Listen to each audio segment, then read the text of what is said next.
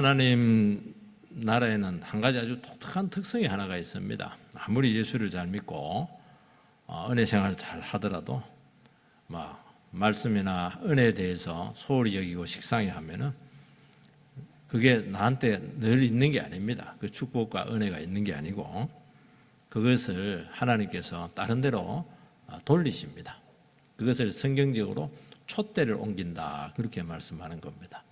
그러면 다 빼앗기도 됩니다. 재산도 좀 빼앗기도 되고 또 건강도 좀 안 다치길 원하지만 다칠 수도 있지만은 한 가지 빼앗겨서는 안 되는 겁니다. 은혜의 촛대를 절대로 빼앗겨서는 안 되는 겁니다. 하나님께서는 자기 백성들이 말씀을 소홀하게 여길 때 가장 가난한 곳, 그들이 가장 혐오했던 이런 곳, 의외의 곳에 그 은혜를 주셔서 거기에다가 대충 주는 게 아니에요. 집중적으로 은혜를 퍼붓습니다. 굉장히 시기가 나죠. 시기 나는 거예요. 하나님 그 너무 사랑하니까 그쪽에. 그래서 자기 백성들이 말씀을 헌신짝처럼 버릴 때 은혜를 하나님께서는 그 부분에 대해서는 양보를 잘 안 하세요. 막 표시가 날 정도로 나는 나한테 주고 싶지가 않아, 그렇게 말을 하는 것처럼 그렇게 빼앗아서 그렇게 촛대를 옮기시는데요. 오늘도 보니까 이스라엘 백성들이 아합 때 막 길을 쓰고 하나님의 말씀을 거역하고 거부하니까 그래 싫어하면 내가 어쩔 수가 없지. 그래서 처음에는 엘리야 선지자를 숨깁니다. 말씀의 종을 숨기면 말씀 못 듣잖아요. 그것도 이미 상실감이에요. 큰 상실감인데 그것도 부족해서 이번에는 그 이방 땅, 이세벨이 그 고향이었던 그 시돈 지역 사르밧에 있는 그 과부, 그것도 과부, 제일 불쌍한 그 과부에게 찾아가서 거기서 기적도 행하고 은혜도 주고 죽은 자도 살리고 그냥 거기서 그냥 하나님께서 그냥 몇 년 동안을 다른 사람들은 전부 다 굶어가지고 사경을 헤매는데 거기는 날마다 그냥 영육간의 공급을 풍성하게 허락을 해주시는 겁니다. 왜냐하면 이스라엘 과부들은 싸나워져 가지고 막 은혜를 시시하게 여기고 하나님 말씀 한마디 하면 10마디 하고 막 이렇게 하니까 또 안 믿어요. 안 믿습니다. 그렇게 하니까 제일 소외되어 있던 정말 적의 본산이었잖아요. 거기에 있는 그 한 과부한테 가서 그냥 믿는 거는 이렇게 믿는 거야. 과부처럼 목숨 걸고 죽기 일보 직전에 그 떡 내놔 이러니까 알겠습니다. 떡 내놓고 이렇게 하는 것이 이게 믿는 것이지. 내 거 다 먹고 말이지. 그렇게 불순종하는 것은 아니다. 그래서 식이 나도록 그렇게 한 것을 알 수가 있어요. 오늘 말씀에 보면 엘리야는 거리 시내가에 있다가 보니까 물이 말랐어요. 거기는 마른 데가 아닌데 와디입니다. 와디. 하늘에서 내리는 물이 모이는 곳을 그 와디라고 그렇게 하는데요. 거기에 물이 말랐을 때 마음이 좀 조급했는데 하나님께 한쪽 문을 닫으시면은 반드시 한쪽 문을 열어놓고 인도하십니다. 사르밧 과부의 집에 가서 그 기근의 시기가 아주 상당 기간 남았으니까 거기서 보내라고 지시를 합니다. 그 말씀을 믿고 갔더니만 과부를 만나게 되었고 그곳에서 엘리야 선지자는 그 가정교회를 섬기면서 엄청난 은혜를 체험합니다. 기적도 많이 체험을 하고요. 그 가정도 막 살려놓고요. 신앙과 폭풍성장 이런 것들. 그 가정에는 문제가 있었는데 그 과부가 이 과거에 대한 상처가 너무 깊었어요. 그 죄책감으로 헐시다 뭔지는 모르겠는데 그래서 자식의 사건을 통해서 죄책감도 치료를 하고 거기서 온갖 역사가 다 일어났습니다. 하나님은 이러실 수 있습니다. 여러분 아무리 척박하고 어렵더라도요 하나님 함께 하시고 그곳에 역사하시면은요 기적이 넘치게 될 줄 믿습니다. 병이 낫게 될 줄도 믿고요 상처도 치료될 줄 믿고요 그리고 영육간에 막 하나님께서 부어주실 줄 믿습니다. 어떻게 하면 이렇게 될 것인가 하는 것인데 첫 번째는 죽음의 자리에서 하나님의 말씀을 붙들었다는 것입니다. 8절 6절을 같이 한번 드리겠습니다. 시작. 여호와의 말씀이 엘리야에게 임하여 이르시되 너는 일어나 시돈에 속한 사르밧으로 가서 거기 머물라. 내가 그곳 과부에게 명령하여 내게 음식을 주게 하였느니라. 하나님께서는 엘리야 선지자를 가난한 과부에게 보냅니다. 그러니까 왜 그 사람에게 보냈겠습니까? 귀한 영혼이니까, 소중한 영혼이니까. 하나님은 뭐 아무리 구석에 있더라도 정말 하나님 전심으로 사모하는 소중한 영혼들은 그 위험을 무릅쓰고 거기서 거리 시내까지 사르밧까지 150km입니다. 그래야 지명수배자인데 가다가 들키면 어떻게 하려고 그래요? 엘리야는 지금 다 얼굴이 지금 다 알려진 사람인데요. 그래도 그쪽으로 보내는 거예요. 150km를. 뭐 차를 타고 가요? 뭘 타고 갑니까? 걸어서 가야 될 텐데요. 얻어먹으면서 가야 될 텐데요. 참 이거 보면 하나님이 참 열심히세요. 자기 백성들 굶겨 죽이는 거. 만약에 엘리야가 조금만 늦게 갔으면, 일주일 늦게 갔으면 그 과부하고 아들 죽었잖아요. 하나님 급한 거예요.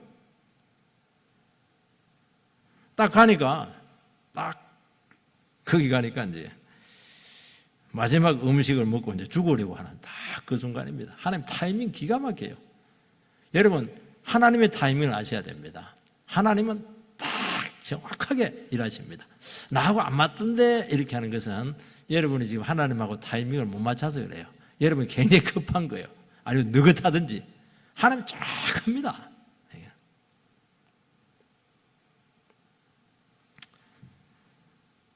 그곳에 도착을 하니까 성문에 한 과부가 있었습니다. 과부인지를 어떻게 알아요? 옛날에 과부들은 검은 옷을 입습니다. 검정색 옷. 그러니까 이 과부는 또 다른 까마귀입니다.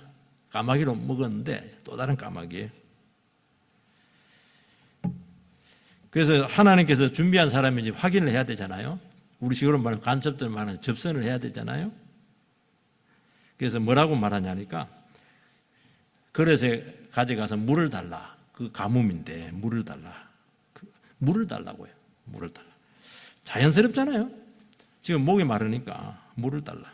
수가성 여자에게 정모시에 물을 달라. 똑같은 말이에요. 자연스럽잖아요. 하나님께서 일하실 때 자연스럽게 합니다. 자연스럽게, 요란스럽게 하지 않아요. 뭐 계획을 막 세우고 그렇게 하지 마세요. 자연스럽게 일하실 겁니다. 사람 만나고 그렇게 할 때도 너무 계획 세게 세우지 마세요. 잘 기도하세요. 자연스럽게 만나서 문제를 해결해 줄 겁니다. 믿어야죠, 그런 것들. 돈을 달라 했습니까? 돈을 달라 했으면 돈을 주겠어요. 쌀을 달라 했으면 쌀을 주겠어요? 너 이름이 뭐냐? 왜 그렇게 부담스러운 질문을 하고 그렇게 하세요? 프라이버시인데 우리나라 사람들 외국인들이 이해를 못하는 게 꼬치꼬치 묻는다는 거예요. 이름도 묻고 아버지 성함도 묻고 기수가 얼마냐 이런 거 묻고. 그럼 물을 달라. 의심할 거 없잖아요. 물을 달라. 뭐든지 자연스럽게 이렇게 하세요. 자연스럽게 할 때 하는 게 자연스럽게 섭리할 겁니다. 말을 건넸잖아요. 말을 건네는 게 중요하잖아요. 이게 이방 과부 여자고 말을 건네는 사람은 생면부지의 이스라엘 남자입니다. 엘리야는 또 막 보니까 막 대머리 한 거 보니까 머리도 좀 웃었던 것 같아요. 기근했답니다. 그런데 이 여성은 물을 가지러 갑니다. 참 착하죠? 돌아서 딱 가는데 네 손에 있는 떡 한 조각을 달라고 요구를 합니다. 아니, 벼룩의 간을 빼먹지 그걸 달라고 그래요. 이것도 자연스러운 거예요. 지금 보면 배도 고프잖아요. 그때 이제 과부에게 기가 막힌 말을 듣습니다. 나는 떡도 없고 통에 가루 한 움큼하고 병에 기름 조금밖에 없다. 그렇게 얘기합니다. 그래서 지금 가지를 주어서 마지막 떡을 만들어서 먹고 외아들과 함께 죽으려고 한다. 기가 막힌 이야기합니다. 이런 이야기를 한다는 게 참 중요한 거예요. 여러분 이렇게 다급한 상황이면 그 이야기가 되겠어요? 어떤 미친 남자야 이렇게 하면서 남 속도 모르고 일 없어 저리 가세요. 저리 가세요 절대 안 하지. 하다 희한한 남자 다 있네 이러면서 막 온갖 그냥 이게 험담이 나올 텐데 그렇게 안 하고 자기 상황을 쭉 이야기하는 거예요. 그러니까 참다가 아끼다가 이제 아낄 수가 없어요. 이제 빌릴 때도 없고 아무것도 없어요. 이제 마지막 딱 남았는데 그거 먹고 죽겠다는 거예요. 주님이 보내신 곳은 돈 많은 과부가 아니었습니다. 아니, 보내려면 좀 잘 사는데 보내면 얼마나 좋아요. 너무나 비참하고 지금 당장 죽을 수밖에 없는 죽음이 짙게 그늘이 드리워진 이런 곳으로 보냈다는 겁니다. 하나님 참 신기하세요. 왜냐하면 그런 곳에서 역사를 일으켰다는 거예요. 여러분 참 너무 절박한 곳, 정말 가고 싶지 않는 그런 곳에 여러분들이 처해져 있다고 하면은 좋아하세요. 기뻐하세요. 기적을 많이 일으키겠구나. 역사가 많이 나타나고 우리는 전부 다 갖추어진 데 이런데 자꾸 선호하는데 거기 가봐야 별 거 없어요. 물론 뭐 맛있는 건 있을지 모르겠는데 정말 별 거 없어요. 정말 척박한 곳, 정말 가난하고 이런 데 하는 게 보냈으면 일부러 가지는 않아요. 우리도 다 사람이니까. 어쨌든 그런 데 채직이 됐다면 너무너무 감사하세요. 하면 여기서 어떤 역사를 일으키려고 그렇게 하십니까? 그렇게 하시면 돼요. 과부는 참 놀라워요. 당장 내일 죽을 수밖에 없는데도 불구하고 자기 죄를 이렇게 정직하게 이야기를 합니다. 얼굴 하나도 붉히지 않아요. 그러니까 곧 죽을 사람인데 또 아는 사람도 아니고 그리고 너무 부담스러운 욕을 했잖아요. 본인 입장에서는 자연스럽지만은 해주는 사람 입장에서는 물도 힘들고 떡도 힘들고 다 힘든 거예요. 근데 자기를 딱 지킵니다. 나그네 필요에 관심을 이렇게 가지고 있습니다. 우리는 자기 문제가 급하면은 다른 존재는 눈에 들어오지도 않습니다. 화도 내지도 않고 자기 자신과 지금 주어진 현실을 이렇게 잘 수용을 한다는 거예요. 되게 이런 사람들이 하나님께서 예비해 놓으신 준비한 사람을 가운데 참 많습니다. 하나님 준비한 사람과 준비한 사람은 딱 말 걸어보면 알아요. 딱 달라요. 완전히 달라요. 이 사람은 아니구나. 이 사람이구나. 딱 이렇게 분별을 할 수가 있어요. 이게 이제 신앙의 힘이죠. 이럴 때 사람들이 힘을 느낍니다. 이야, 보통 사람이 아니고 이 사람. 안에 뭐가 있는 거야 지금. 믿음이라고 하는 것은 당장 죽을 수밖에 없는 처지에서도 끝까지 자기 자신을 지켜낼 수 있는 내적인 능력, 무림계통이 내공이다. 이렇게 내공은 그 수련에서 오는 것이고요. 이건 신앙에서 오는 거예요. 신앙. 하나님 살아계시기 때문에 하나님 지금 당장 무슨 일이 생길지 모르겠지만 내 모든 것은 주님 안에 있다. 그 강한 믿음 위에서 세워지는 것입니다. 이것이 기적을 일으키는 도구가 되는 것입니다. 우리는 내일 망할 수도 있고 죽을지도 몰라요. 그러면 어떻게 합니까? 오늘 감사하고 오늘 기도 드릴 수 있는가? 이런 것들이 참 중요하다는 거예요. 이게 신세 한탄 안 하고 원망배척하지 않았잖아요. 그리고 지금 필요한 자에게 당장 필요한 자에게 도움의 행위를 하는 겁니다. 굉장히 의미가 있잖아요. 이런 것들이 자기 문제가 아무리 심각해도 이웃 사랑을 실천을 하는 것입니다. 하나님 그곳에 기적의 섭리가 기다리고 있다는 것을 여러분 기억해야 돼요. 우리가 하나님의 말씀 의지해서 순종해서 걸어가면은 이런 일들이 절비하다는 거예요. 왜 나에는 기적이 일어나지 않습니까? 그 기적 자체를 구하니까 기적이 안 일어나죠. 하나님의 말씀 가운데 이렇게 할 때 하나님 아버지 그 가운데 믿음을 쓰고 나를 지키고 이렇게 하면요. 왜 먹여 살리지 않아요? 왜 길을 안 열어줘요? 왜 하나님께서 하늘의 것으로 우리 채워주지 않아요? 하나님 그렇게 뭐 가난한 분이지 아니시잖아요. 이런 믿음이 없는 거예요. 그 자신만한 믿음이 없는 거예요, 지금. 신앙이라고 하는 것은 자기 자신의 다급한 필요를 주께 맡기고 다른 사람의 필요를 채울 수 있는 영적인 힘이라는 거예요. 다른 사람이 요구를 할 때 보면 내가 정말 절박할 때요. 내 문제가 너무 심각해요. 그런데 막 도와달라는 겁니다. 물론 나쁜 짓 도와달라 그렇게 해서는 안 되죠. 무리한 건 안 되죠. 하나님께서는 우리가 다른 영혼에 대한 태도를 통해서 인생에 답을 주실 때가 참 많다는 것을 기억을 해야 되는 것입니다. 늘 자기밖에 모르고 내 필요 우선이고 내 것 그냥 거기서 뭐 벗어나지를 못하고 그렇게 하면은 길이 열리는 것 같죠? 안 그래요. 늘 쪼달려. 늘 없어요 한 사람 보면 10년 후에 가도 더 없대요. 아무것도 없어요. 그래서 늘 감사하고 이렇게 하면은 아예 10년 후에 가니까 뭐 하나님 축복을 너무 많이 줬어요. 그러니까 막 지금 나 넘쳐서 죽겠다고 그냥 이거 하나님 막 부어주는데 내가 감당이 안 된다고 막 눌러가지고 막 이렇게 주시는데 막 아이고 막 참 왜인지 모르겠다고 막 길이 막 팍팍 열리는 거예요. 이게 팍팍 뚫리는 거예요. 여러분, 하나님이 잘 보고 있습니까? 여러분이 잘 보고 있어요? 하늘에서 지금 인공위성이 잘 보고 있습니까? 여러분이 지금 잘 보고 있습니까? 인공위성이 다 보고 있잖아요. 손바닥 보듯이 다 보고 있잖아요, 하나님. 자기가 눈앞에 그만 가지고 연연연연 하니까 막 이러니까 아무것도 안 되는 거예요. 이게. 힘은 힘대로 들고 다 맡기는 거예요. 그 여러분들 마음속에 긍휼한 마음을 잊지 말라는 거예요.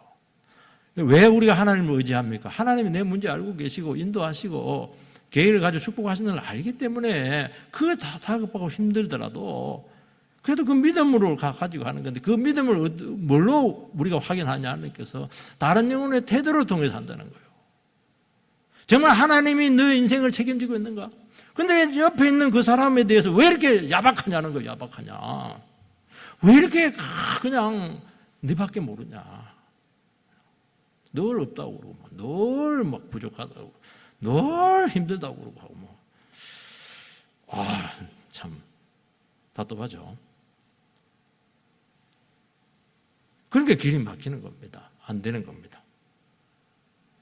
내가 살아가는 마음은 내 문제도 힘들지만은 다른 사람 문제도 열려 있으면요, 하나님께서는 그 사람에게 하는 걸 통해서 내 문제가 해결이 되는 거예요. 내 문제가 해결되고 다른 사람 문제를 해결해 주려 하니까 안 되는 거예요. 여러분들, 다른 사람 문제를 도와주면 내 문제는 저절로 해결되어 있어요. 내가 늘 얘기하잖아요. 힘들고 어려울 때 어떻게 하라고? 성도들 찾아가서 상담하세요. 전화 들고 도와주세요. 그럼 나도 모르는 사이에 내 문제가 해결되어 있다니까요. 하나님 그런 분이세요. 뭐라고 말씀하고 있습니까? 두려워 말라, 먼저 떡을 달라, 그렇게 합니다. 그리고 여호와께서 비를 내리는 날까지, 가뭄이 끝날 때까지 가루와 기름이 끊이지 않는다, 그렇게 말씀합니다. 지금 남은 거 하나도 없어요. 마지막 떡마저 이상한 남자가 와서 그것도 달라고 하는 것입니다. 줘야 됩니까? 말아야 됩니까? 이거 마지막 떡인데요, 먹고 죽은 사람은 때가도 좋다 했는데 너무 잔혹하잖아요. 너무 잔혹하잖아요. 막 비난할 수 있습니다. 비난할 수 있어요. 무시할 수 있죠. 여러분, 떡 조금 더 먹고 조금 더 며칠 더 견디다가 죽을 것이냐, 마지막 떡 그 포기하고 말씀 믿고 막 그냥 하나님 역사를 기다릴 것이냐, 굉장히 중요한 문제죠. 굉장히 중요한 문제예요. 그런데 이 여성은 하나님의 말씀을 믿고 순종해서 기적을 체험을 했습니다. 이게 믿음이에요. 이게 믿음이라는 거예요. 왜냐하니까 이 여성은 벌써 알았어요. 하나님의 말씀이 어떻게 알았는지 모르겠어요. 하나님 전도했는가 봐요. 그리고 그 말씀에 목숨을 걸어버렸어요. 순종을 했어요. 이게 신앙인 거예요. 이게 잘 나갈 때도 물론 순종이 힘들지만요, 아무것도 없는데 거기서 말씀 순종할래, 사랑을 베풀래 이러니까 아멘 하고 베풀었어요. 불평하지 않고. 이게 하나님은요, 우리 중심을 이렇게 달아보신다니까요. 이게 여러분, 하나님 말씀이라고 하는 것은 우리의 삶의 다급한 현장에서 항상 선포가 되는 것입니다. 그래서 반드시 나를 다 버리고 목숨을 걸어야만이 순종할 수가 있는 거예요. 우리는 삶이 무너지는 순간도 있기도 하고, 삶이 아무 대책이 없을 때도 얼마나 많겠어요. 막막합니다. 어디서부터 문제를 시작해야 될지, 누구의 도움을 받아야 될지, 기도해도 될 것인지, 그리고 뭐 인격적으로 너무너무 무너질 때도 많다는 거예요. 지금 삶의 막다른 골목에서 지금 꽉 막혀 있어요. 죽음의 자리에 있어요. 거기서 하나님의 말씀은 선포되는 거예요. 꽉 막아놓고 말씀 하나만 딱 던지는 겁니다. 이때 이 말씀에 목숨을 걸고 붙잡으면 사는 길이 생기고 거기에 답이 있다고 말씀하는 것입니다. 그대로 조금 시간 더 지나더라도 죽음이잖아요. 그거 며칠이잖아요. 말씀을 붙들면 지금 목숨 내놓아야 되지만은 생명이고 기적이라고 말씀하고 있는 것입니다. 여러분, 우리가 아무리 힘들고 어려워도 하나님 말씀을 듣고 하나님 말씀에 순종할 수 있는 기력은 있어요. 그런 여유는 있습니다. 하나님 인도하잖아요. 여러분, 항상 그렇게 기적은 일어난다는 것을 꼭 기억을 해야 될 줄 믿습니다. 저는 항상 다윗을 생각할 때마다 다윗을 생각할 때마다 참 신기할 때가 너무 많아요. 사무엘상 30장에 보니까 다윗이 막 블레셋에 망명살이 하고 있습니다. 600명 데리고 망명살이를 하는데 그 전쟁에 들어갈 뻔했다가 겨우 나옵니다. 그 전쟁에 들어갈 뻔했다가 나왔는데 일주일 만에 왔는데 막 보니까 시글락에 있는 자기 그 모든 텐트들이 다 거두어지고 재산 다 없어지고 식구들 전부 다 아말렉 족속에게 잡혀갔어요. 아말렉 족속이 뭐냐니까 우리식으로 말하면은 중동에 있는 그 산적대들이에요. 그러니까 그 부하들이 막 돌을 들어서 다윗을 죽이려고 합니다. 내 당신 따라왔더니 막 다 잃어버렸다는 거예요. 그때 다윗은 여호와를 힘입어서 용기를 얻습니다. 용기를 얻고 그 용기를 얻다는 말이 무슨 말인가? 돌 맞아 죽더라도 하나님 뭐 대책이 있겠지. 그거 아니겠어요. 그건 믿음이잖아요. 근데 가만히 보니까 재산 없어졌어요. 그런데 시체가 없어. 그거는 살아있다는 거잖아요. 살아있다는 거예요. 그 생각이 오는 거예요. 그 기도했잖아요. 따라갈까요? 말까요? 따라가라는 거예요. 어디로 갈까요? 말이 없어요. 따라가라는 거예요. 아니 세상 천지에 그 광야지대에 그 무슨 어디를 가요? 길도 없고 산도 아무것도 없는데 따라가는데 보니까 그냥 가는 거예요. 그냥 해운대 바다에서 그냥 바늘 하나 찾는 거 똑같아요. 어떻게 찾아요? 가는데 보니까 막 한 녀석이 막 죽어가고 있는데 병들어서 애굽의 한 남자였어요. 여러분이라면 그 형제인지 모르겠지만 놔두고 가겠어요? 치료해주고 가겠습니까? 우리 식구들이 지금 다 죽어가고 있는데, 신음하고 있는데, 저라면 안 그랬을 것 같아요. 다윗은 그걸 부릅니다. 불러가지고 치료를 해줘. 며칠 그랬을 거 아니에요, 한 이틀. 아니면 뭐 남겨놓고 갔을 텐데 그렇게도 안 해요. 치료를 합니다. 그런데 그 사람이 누구냐니까 아멜렉 족속이 버리고 간, 그 아말렉 족속은 굉장히 잔인한 사람들이에요. 필요 없으니까 바로 버리는 거예요. 그 사람이 아말렉의 모든 누트를 다 알고 있는 거예요. 그래서 쳐가지고 싹 머리털 하나 손상당하지 않고 전부 다 구원 다 해내자. 재산 다 가지고 아말렉 조선들은 막 가지고 간 재산만 있는 게 아니고 다른 데서 빼앗은 것까지 다 그냥 받아버렸어요. 5배로. 이야, 이렇게 인생을 푸는 거예요. 인생은 이렇게 푸는 거예요. 여러분이라면 어떻게 했겠어요? 그 사람 놔두고 아무리 돌아다니는 데서 찾을 수 있겠어요? 못 찾습니다. 절대 안 되게 되어 있는 거예요. 이게 하나님의 답은 거기 있는 거예요. 죽어가는 한 영혼, 그 영혼에 대해서 이 답하고 힘들지만은 이 문제를 잠시 내려놓고 그걸 도와줄 수 있느냐. 이게 답이라니까. 이게 답이라니까요. 급할수록 마음에 독한 마음 먹지 말라는 거예요. 여유를 가지라는 거예요. 하나님 인도한다는 거예요. 여기에 모든 인생의 문제들이 해결의 답이 다 있는 거예요. 여기 히브리서 13장 1절 한번 띄워주시기 바랍니다. 히브리서 13장 1절. 히브리서 13장 1절. 같이 읽겠습니다. 시작. 형제 사랑하기를 계속하고. 1절밖에 없어요. 우리 찾읍시다. 이거 안 되겠다. 아니, 그 1절 2절인가 보다, 그러면은.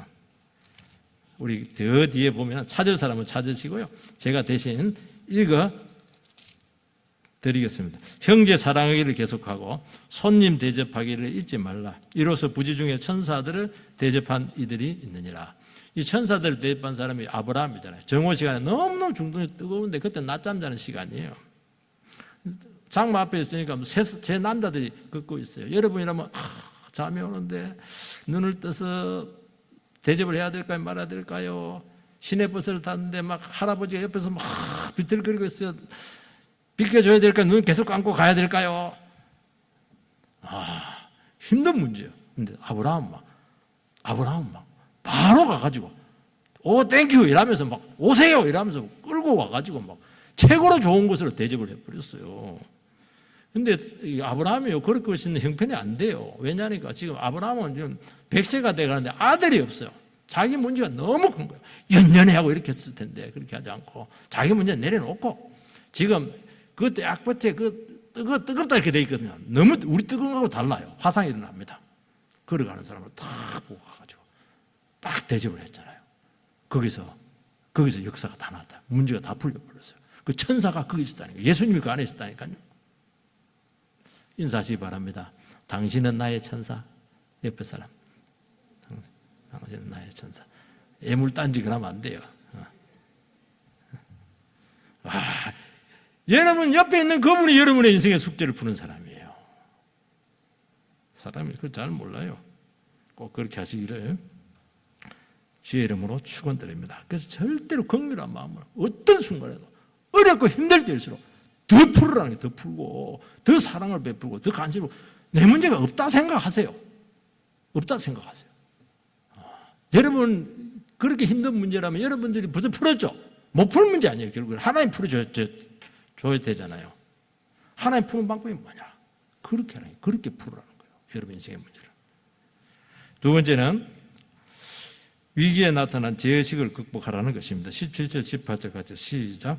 2일 후에 그 집 주인 되는 여인의 아들이 병들어 정세가 심히 위중하다가 숨이 끊어진지라 여인이 엘리야에게 이르되 하나님의 사람이여 당신이 나와 더불어 무슨 상관이 있기로 내 죄를 생각나게 하고 또 내 아들을 죽게 하려고 내게 오셨나이까.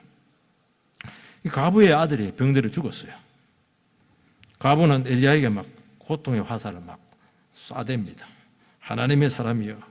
그 말이 뭐냐니까 당신이 하나님의 사람인 건 알겠는데 하나님의 사람인데 어떻게 이런 일이 생길 수가 있느냐. 원망이죠. 당신이 나와 무슨 상관이 있는데 내 죄를 생각나게 하느냐. 이 어려울 때 절박할 때 무엇이겠어 내뱉는 말이 굉장히 중요한 말이에요. 이게 이 사람의 문제예요. 이게 그 사람의 그 본질이에요. 당신 내 아들 죽게 하려고 왔어요? 당신 저승사자입니까 지금? 얼마나 화가 났던지 지금. 죄책감은 자기 자신을 공격을 합니다. 원망은 남을 공격을 하는 거예요. 죄책감과 원망은 똑같은 거예요. 방향만 다 다르다는 거예요. 그때 왜 나타나가지고 우리 죽을 건데 우리를 살려놔가지고 이런 험한 꼴을 보게 하냐고. 병 주고 약 주냐고 지금. 여러분 이렇게 한다고 해서 문제 해결 안 됩니다. 죄책감 가지고 원망 가지고 아무리 그냥 그 순간에 조금 시원할지 모르겠지만 하나도 도움 안 돼요. 그걸 분석한다고 해서 풀릴 것 같습니까? 안 되는 거예요. 이때는 하나님을 새로 만나야 돼요. 아니 하나님 모르고 있는 거예요, 이 여성은. 그러니까 기적을 일으키는 정도는 아는데 진짜 하나님 나의 그 깊은 문제, 죽고 사는 문제까지 해결할 수 있는 능력의 하나님이라는 걸 아직 모르고 있는 거예요. 하나님 임자를 지금 못 만난 거예요. 지금 안 만나야 돼요. 그동안 기적의 음식을 먹었잖아요. 그런데도 늘 죄의식이 있는 거예요. 늘 죄의식이. 옛날에 죄를 지었던가 봐요. 떠나지를 않아 지금. 불미스러운 어떤 관계가 있었든지 말 못할 죄가 있었든지 이 애하고도 관계되는 문제가 있을 수도 있어요. 뭐 썸씽이 있었든지 말은 못해요. 주의 종이 늘 말씀 전하고 그렇게 했을 텐데 주의 종을 볼 때마다 막 그냥 과거의 죄가 생각이 자꾸 나는 거예요. 그것도 다 아들이 딱 죽어버리니까 뭐 딱 그죠 뭐. 내 죄 때문에 당연히 왜 나 죄를 생각나게 돼? 애들까지 다 죽고 이렇게 하냐고 지금. 이렇게 한 거예요.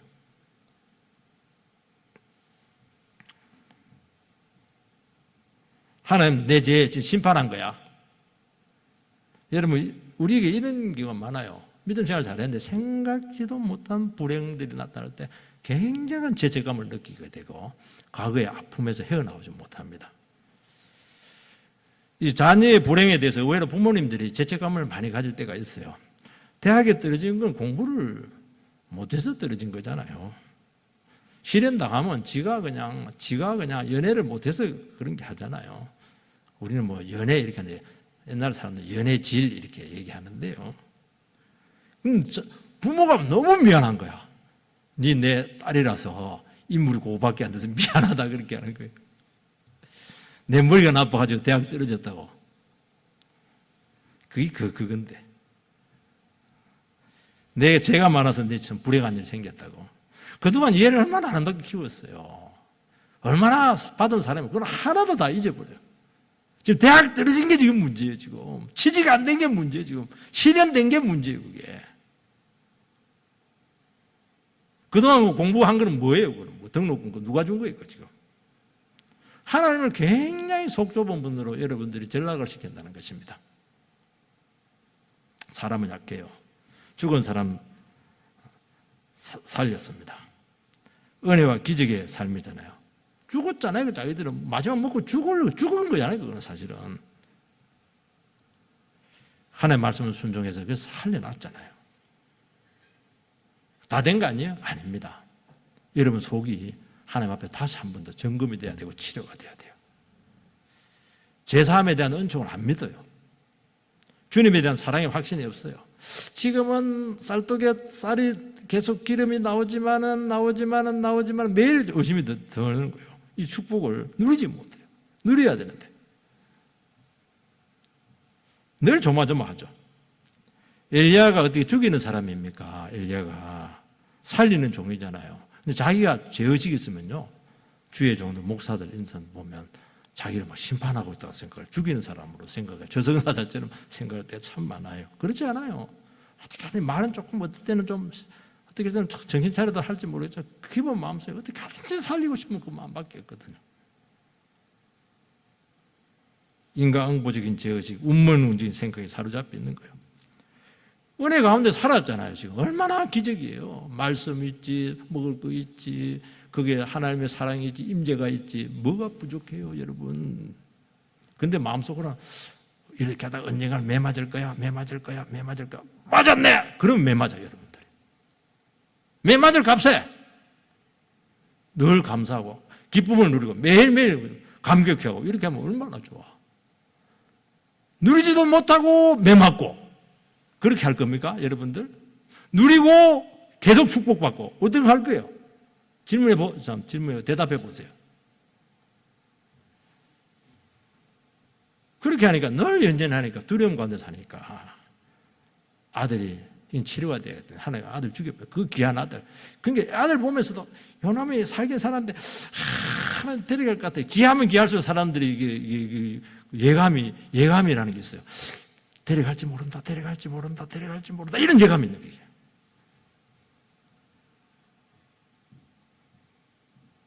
두려운 것이 운명의 노예가 돼서 사는 거예요. 제 영성 못 믿는 거예요. 그러니까 자유가 없어요. 기뻐할 수가 없어요. 늘 이렇게 불안해하고 말이죠. 걱정 마세요. 하나님 모든 죄 전부 다 해결된 줄 믿습니다. 앞으로 지을 때까지 다 해결될 줄 믿습니다. 내가 한두 번 조금 잘못했다면 하트 몇 번 쳤다고 해서 막 그냥 하나님 우리를 그냥 집안 말아먹고 그렇게 하면 어떻게 해요? 어떻게 그런 하나님이에요? 저도 옛날에 고도리 잘 쳤습니다. 굽비 이래서 하면서. 그건 조금 여러분들 새겨 들으시기 바랍니다. 지금은 전혀 안 칩니다. 심판받지 모른다는 이 두려움 속에 살아간 거예요. 자꾸 눈치나 봤었고 조금 불행하고 내 생각대로 안 되고 그렇게 하면 자꾸 낙심이 되는 거예요. 자꾸 주저앉고 싶은 거예요. 여러분, 하나님의 자녀에게 불행 올 수 있어요. 자녀에게 주시는 징계의 채찍일 수 있죠. 잘못과 허물들과 죄된 습관들, 거짓 이런 것들 이때 다시 바꾸라는 것입니다. 불신앙 벗고 믿음의 확신에 서라는 거예요. 알게 모르게 지은 죄 있으면 그런 불행이 올 때는 그 고백하고 다시 예수의 보혈의 피에 의지해서 다시 회복을 하라는 것입니다. 그러니까 의인이죠, 의인. 우리 신분 자체는 의인이에요. 죄인이면 그 죄를 받아야 되는데 우리는 의인이에요, 의인. 의인이란 말이 무슨 뜻이냐면요, 하나님은 의인 외에는 상대를 안 해주는 겁니다. 죄인 상대 안 해줘요. 의인이라고 하는 것은 하나님을 언제든지 상대할 수 있는 자격이 생겼다는 거예요. 하나님께 나가서 당당히 아들로서 자격을 갖고 얘기 왜 못하는 거예요? 오늘 장로님 오늘도 보좌 앞에 나가서 참 이렇게 그렇게 기도를 하는데 그 기도 해야죠, 당연히. 한두 번 죄지었다고 해서 진노 자녀 됩니까? 그거는 좀 사랑에 대해서 조금 배신했죠. 그거는 미안해요. 사랑의 배신이 굉장히 아프겠네요. 그렇지만 남의 자식은 아니잖아요. 아들 죽음은 징계이고 연단이에요. 죄책감에 눌린 신앙을 극복하라는 거예요. 죽음에 대한 두려움을 극복하라는 것입니다. 과부에게 있어서는 이 아들이 모든 것이잖아요. 이게 늘 불안한 거야. 지금 없어지면 어떻게 하나? 없어지면 어떻게 하나? 그러면 없어져요. 상실에 대한 예감을 의외로 많은 분들이 가지고 있습니다. 귀한 것일수록 이룰지 모른다 하는 예감이 있어요. 그게 딱 잃어버리니까 극복이 안 돼. 독자 이런 가부의 상실감을 무엇으로 위로받을 수가 있겠어요? 이거는 신앙으로 극복이 되지 않는 영역이라고 말씀하고 있습니다. 아들이 살아있을 때는 할렐루야 이렇게 하는데 아들이 죽고 나니까 놀렐루야 이렇게 하는 거예요. 놀랄 일 많아요. 그렇게 하면은 자유롭지 못한 것이죠. 아들 문제 자유롭지 못해요. 저희들도 참 첫 딸 낳고 참 어려움이 많았어요. 아내가 이제 보면 눈물을 많이 흘려서 초창기에 애 안고 굉장히 두려웠어요. 왜 울었냐니까 이 불쌍한 딸이 죽을지 모른다. 그 의사 선생님이 그때 16살인가 20살 못 산다 그 얘기를 한 거예요. 수술을 해야 될 때마다 해야 되나 말아야 되나 이 굉장히 고민됐던 문제예요. 그리고 무엇보다 죽음에 대한 이 두려움에 계속 사로잡혀 있었어요. 근데 제 아내는 그냥 한번 결단을 했어요. 예배도 드리고 이렇게 하면서 에스더처럼 죽으면 죽으리라. 하나님 달라고 하면 드리지 뭐. 그러고 나서 뭐 했냐니까 머리 풀고 있다가 미장원 가서 머리를 딱 했대요. 나는 기억이 안 나는데 본인 말로. 그리고 벌떡 일어났습니다. 그때부터 역사가 나타났어요. 그러면서 하는 말이 그전에는 내 책 속에 하나님을 믿었다. 그때부터 살아계신 하나님 모든 설교집을 읽어도 말씀을 읽어도 막 그렇게 눈물이 나더라. 옛날에는 그 자식 때문에 눈물 지지지 흘렸는데 이제는 막 은혜가 놀라워가지고 성경 보면서 설교집 보면 여러분 설교 한 번 듣고 많은데요. 자랑을 하는 게 아닙니다. 저희 사람은 그때도 설교를 한 5번을 써가면서 하더라니까요. 그 책대로 남아있어요. 얼마나 은혜가 감격했던지요. 그래서 한번 극복을 해. 죽음에 대한 두려움을 극복을 해야 돼요, 여러분들. 살아계신 하나님을 믿어야죠. 우리는 극복할 수 없는 부분들이 있어요. 그 문제만 나오면 침체가 되고 시험이 되고 연연해 하는 것이에요. 주님은 약한 신앙을 고난으로 깨뜨려서 자유하게 만들 줄 믿습니다. 구원받은 자녀지만은 과거의 죄, 아픔을 떨치고 자연으로 살아가는 것은 다른 문제라는 거예요. 참 그렇게 해야 되는 거예요. 안 좋은 일만 생기면은 자꾸 이렇게 어려워하시고 이렇게 하시는데 하나님 그렇게 한 분 아니에요. 안 좋은 일 생기고 좀 답답한 일 생긴 것은 우리도 세상에도 그렇잖아요. 2보 전진을 위한 1보 후퇴잖아요. 하나님께서 멈추어서 한번 일을 살펴보고 그걸 고치면은 2보, 3보, 10보까지 내가 앞으로 전진해 주고 그것 때문에 왜냐하면 축복을 못 주거든요. 그 자식 문제에서 나열하지 못하면 아무것도 못 하잖아요. 그걸 해결하라는 거예요. 그러면 10보 앞으로 나가도록 도와주겠다는 거 아니겠습니까? 이제 계속 원점으로 오는 거예요. 문제는 원점, 그때 계속 원점으로 아무것도 안 돼요. 한 발짝도 못 나가는 거예요, 이게. 오늘 우리 이 시간 이런 가운데 다시 한 번 더 주님 앞에 바로 서게 되기를 주의 이름으로 축복합니다. 기도하겠습니다.